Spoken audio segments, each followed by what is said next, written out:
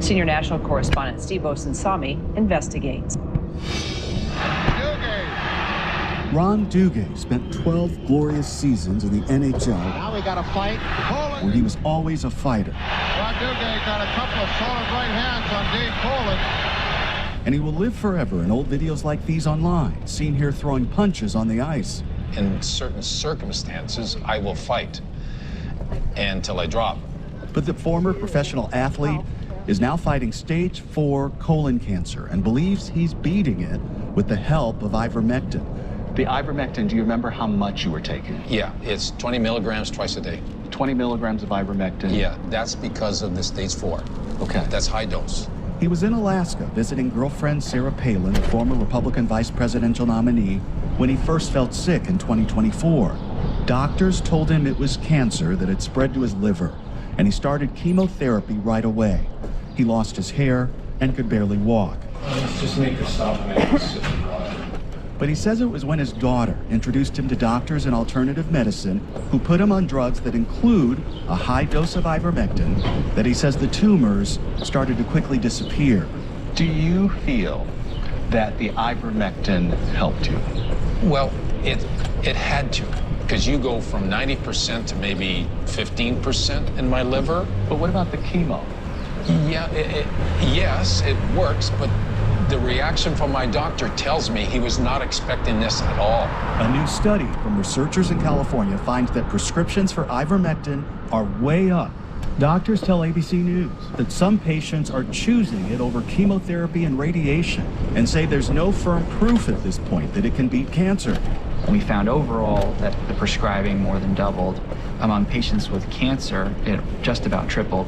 What's also up are the number of calls into the nation's poison centers from people worried that they've poisoned themselves with the drug. Again, more than double in just the last year. And the researchers who are publishing in the Journal of the American Medical Association believe that much of this only happened after this celebrity interview about ivermectin with podcaster Joe Rogan and director Mel Gibson in January of last year. I have 3 friends. All 3 of them had stage 4 cancer. All 3 of them don't have cancer right now at all. It has not been proven in any kind of confirmatory clinical trial, which is the gold standard of evidence we need to know whether treatment works. It's become big business, and a number of states, mostly in the South, have now passed laws allowing sales of ivermectin without seeing a doctor, and others are considering it. ABC News has partnered with reporters at KFF Health News who traveled through Tennessee and were able to buy bottles of it that were up to 10 times the strength of standard prescription tablets. In very high doses, it can lead to seizure or coma. In extremely high doses, even death. Ron Duguay says he knows the potential dangers, but hopes for more time on the ice with the people he loves. As an athlete, I'm going for it. I will take a chance, possibly. I will risk a little bit. But a voice of caution from someone who during COVID once celebrated ivermectin. American cartoonist and conservative podcaster Scott Adams says he tried taking it to fight the prostate cancer that had spread to his bones. It didn't work at all. He died 6 months after recording this video. To be clear, the overwhelming feeling is that there is not enough evidence showing that ivermectin beats cancer. Ron Duguay has to stop taking it while he starts a clinical trial for another drug that he hopes will help him continue to win. He is doing things that everyone agrees is working, spending more time with his family and putting his feet in the sand on his Florida beaches. Back to you. And our thanks to Steve Osunsami. The news never stops, and neither do we. You can find us anywhere you stream live news. And if you're on the go, we're on the ABC News app and abcnews.com. I'm Kira Phillips. Thanks for streaming with us. A lot more news up next. Don't go far. Any pizza, any toppings, for just $9.99? Sheesh, I'm getting all kinds of ideas. You know, my Medicare statement said I got a knee brace the last I checked. I don't need a knee brace. Check your Medicare statement for unusual charges and report fraud immediately. Learn how at medicare.gov/fraud.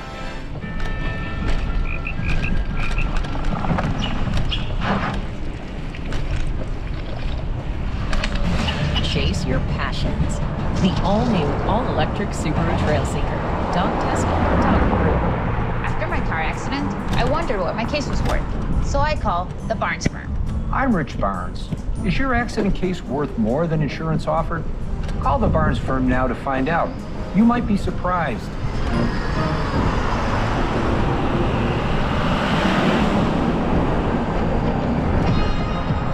Stop and savor the strawberries with Haagen-Dazs. Take your sweet time. That's Dazs. Get more from your phone without purchasing a new one with the SanDisk Phone Drive. SanDisk. So you're like a mascot for a gas station? Yeah, I guess you could say that. You're like a gas guy. And you're a word nerd, bird.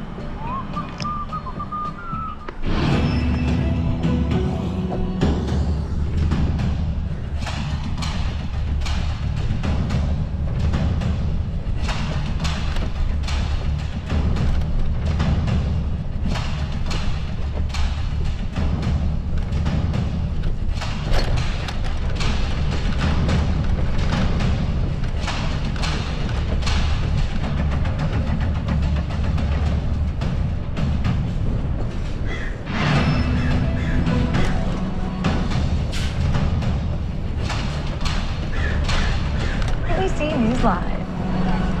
July 4th, 24 hours non-stop, live all across the country. This is where it happens. Disney celebrates America 250.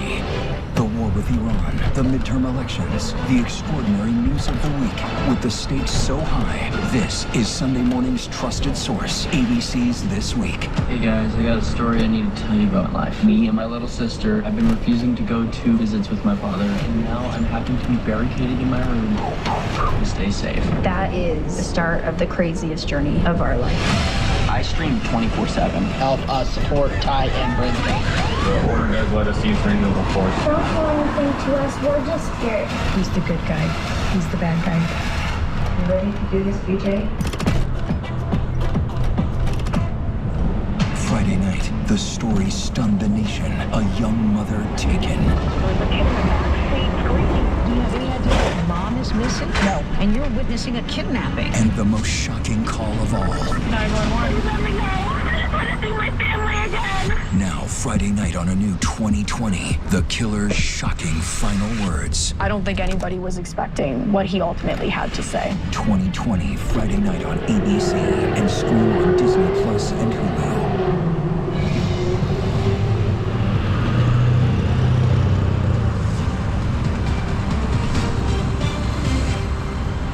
Glad you're with us on this Thursday. I'm Kira Phillips, a live look there from Chicago once again. It's the grand opening of the Obama Presidential Center in the south side of Chicago. You can see Barack Obama, Michelle Obama, also all former living presidents there. You can see Bill Clinton right there behind Michelle Obama, and then right next to him, of course, Hillary Rodham Clinton and the Bidens.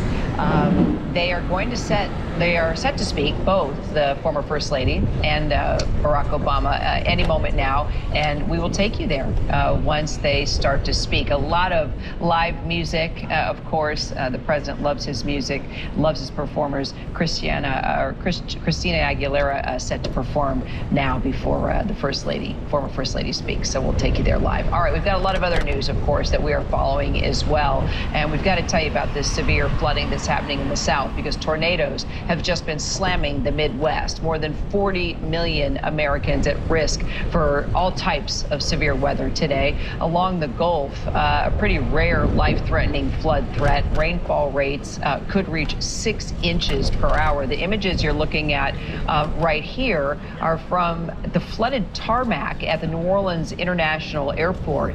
This comes just a day after twisters slammed through the Midwest, leaving a trail of destruction. This funnel cloud in Effingham, Illinois, which saw major damage. Meteorologist Leslie Lopez has been tracking it all for us. What you looking at this hour? Oh boy, we are tracking it all. You know, we are watching out for rising waters and also flooding in the Gulf area. This is over in Galveston. I did want to point out that we're just seeing lots of flooding through the area. This is a very flood-prone region, And unfortunately, even though Tropical Storm Arthur is now post-Tropical Storm Arthur, it's still wreaking havoc in the area due to heavy amounts of rainfall.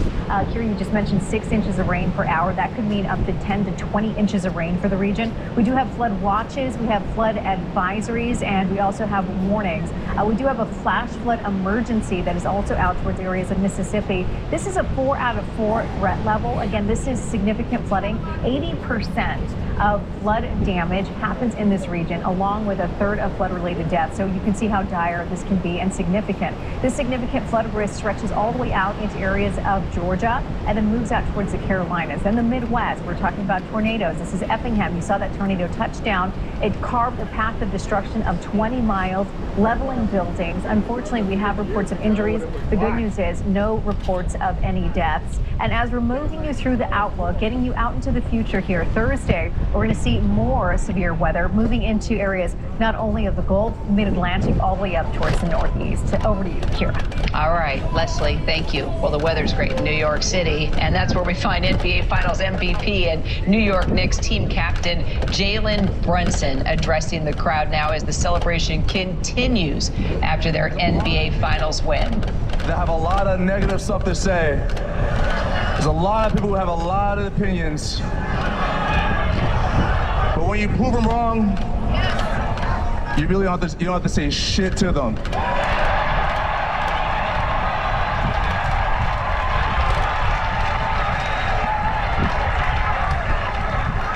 Nah, they don't deserve it. They don't deserve it. Appreciate y'all. Thank you.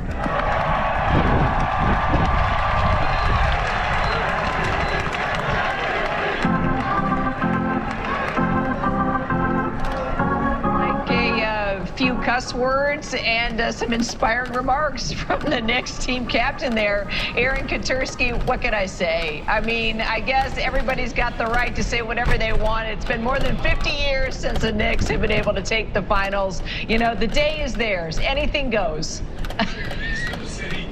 It is their moment. It is the city's moment. After 53 years, the Knicks are NBA champions, Kira, and they are celebrating the way they earned it on the court, with grit, with gusto, and in front of hundreds of thousands of people who've descended on Lower Manhattan, first for the parade, and then the presentation of the keys to the city here at City Hall. Kira, the facade of this building looks like the inside of Madison Square Garden, befitting the championship NBA New York Knicks. And apparently that is happening right now behind you. The keys of the city being presented as each player's name is called. Pretty cool to watch. We will continue tracking that, of course. Another big event that's happening right now.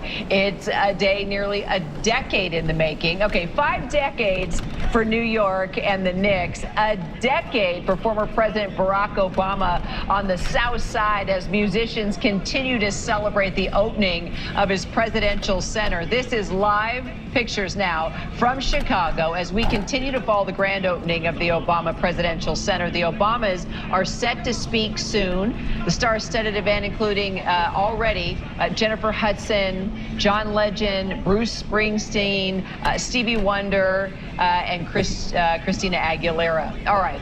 19 acres. That's how big the center is. $850 million. And it's home to a 4-story museum, public art, athletic facilities, even a new branch of the Chicago Public Library. Our Alex Perez joins me there in Chicago. It's probably going to be a little loud because he's not far from the stage. He's even dancing. I can see his head bopping right now. I love it.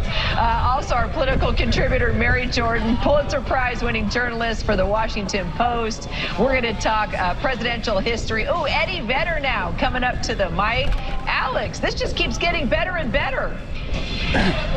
Yeah, that's right, Kara. That grand opening celebration continues rolling on here. You can see right over my shoulder here. That's right, guitarist Eddie Vedder there. He's there with a couple of young guitarists, also a 13 and 14-year-old. He says they're part of a group that he cares a lot about called Guitars Against Guns. Another one of President Obama's sort of initiatives get young people involved in all of these activities, and we're seeing all of that here today. A short time ago, this crowd here heard from Christina Aguilera, who performed. welcomed. Before that, we had Jennifer Hudson sing the national anthem here. As you mentioned, it's a sort of a star-studded grand opening here. We're expecting to hear from Common, from John Legend, from Mark Anthony, Stevie Wonder, U2's Bono.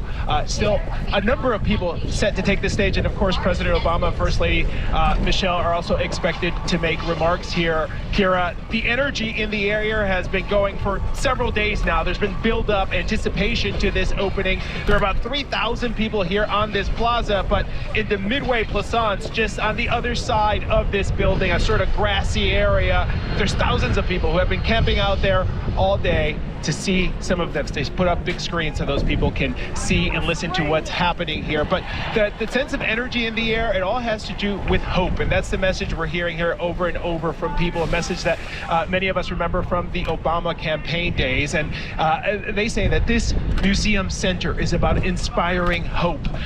The architecture here also makes a nod to that. The museum tower, if you've seen images of it, has letters near the top, huge, massive letters near the top of the tower. It looks like a piece of artwork. Those words are words from President Obama's speech, famed speech in Selma, Alabama, again, aimed at inspiring hope within people. That's the message here that we're hearing over and over from everyone, Kira. The crowd is into it. People are listening.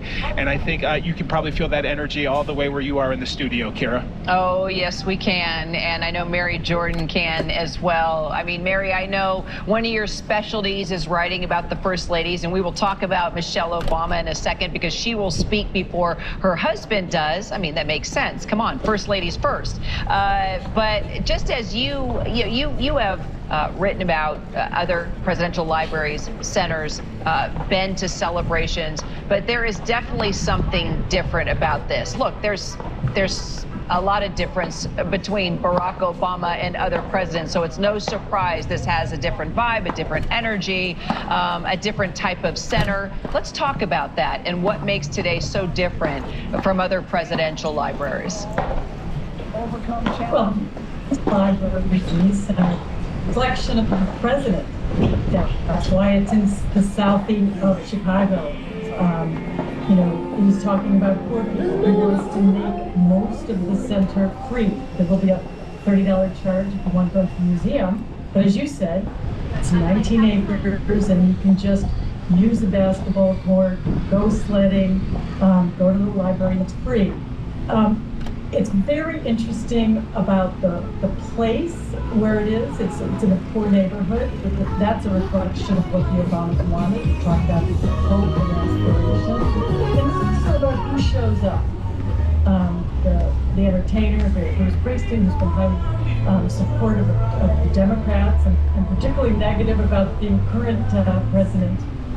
I guess we should talk about that because beyond each of these presidential centers reflecting the president, the very different thing today about this one is that it's kind of serving as a moment just for Democrats to unite, because the steamrolling, Trump White House has had pretty huge events that you've seen in the last few days and this week.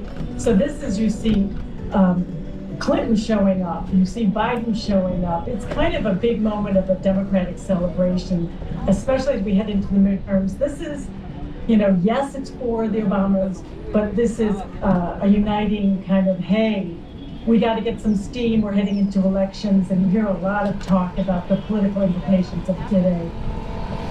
Mary, why do you think presidential libraries and centers matter so much? I mean, we love them to go just, to learn about a president, to see, personal artifacts or papers or a better understanding of their whole entire life. I mean, it's symbolic. It's a memory for the leader of the free country. But there are so many, cultural and personal things about these centers and these libraries that's really important for us to remember as years go on. Well, 1 million people a year are going to be going to this museum. students go. It's really it's like a history lesson. And there are lots of people that just make family trips out of going to these. You go to the Reagan Museum and you see, it's a timepiece about everything that he used. You see how technology has changed. The tradition started with FDR in the 1930s. And interestingly, this is the first one, Obama's is the first one that won't have all the paper archives, like the letters that the president left when the last day at the White House. Those now are going to be fully in the archives, and this is the first library that's fully digital. So if you're a historian, and many, many historians and many students will be going to the center to, look up the cables, look up, the intelligence they had when a crisis emerged. So, they're educational, they're historic, they're cultural, they're a timepiece, and they're a reflection of the person that was in office at the time. I mean, they're really fun. I've been to quite a few of them. Who else put on a lot of fun events and always had great music was Barack Obama, whether it was at the White House or in other locations. And so, of course, those who are performing like John Legend right now are a reflection of the music that he loves and the people that really love him. Let's go ahead and dip in and listen to John Legend. Things are moving fast. Hold on tight.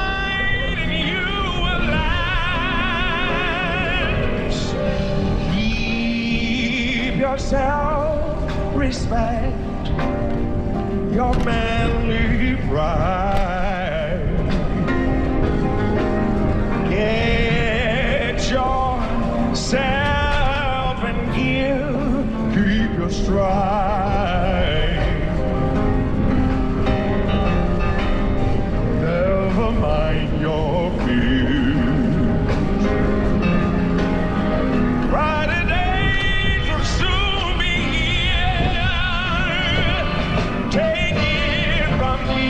Someday we'll all be free.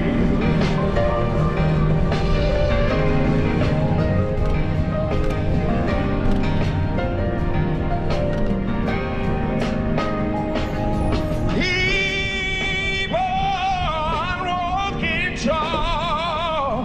Hold your head up high.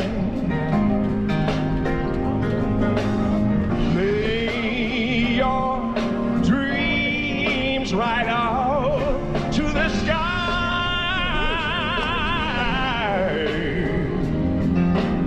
Sing your greatest song.